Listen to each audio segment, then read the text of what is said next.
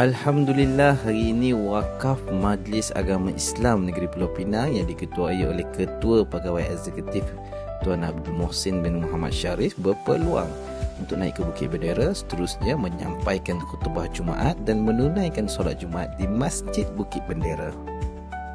Kami disambut oleh pengurusan Masjid Bukit Bendera dan berpeluang menaiki funikula.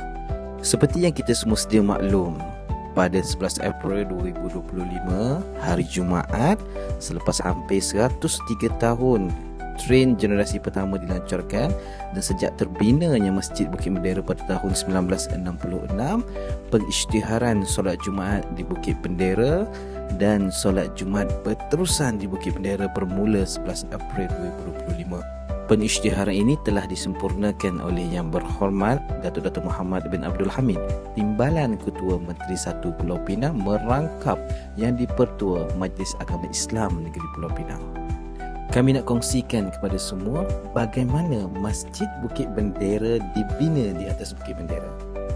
Kisahnya bermula pada tahun 1963 apabila komuniti Islam di Bukit Bendera yang diketuai oleh Tuan Syed Omar yang telah menubuhkan satu jawatan kuasa pembinaan Masjid Bukit Bendera.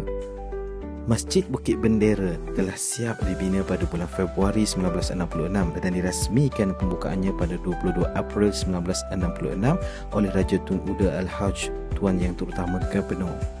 Kos sebanyak RM77,000 untuk membina masjid ini, hasil bantuan daripada kerajaan pusat sebanyak RM30,000 dan selebihnya adalah kutipan daripada muslimin dan muslimat ketika itu. Sekarang Masjid Bukit Bendera kita dah boleh datang untuk solat Jumaat. Datang beramai-ramai, kita melancong sambil beribadat insya-Allah. Jumpa lagi. Wakaf yang barakah menjana ekonomi ummah.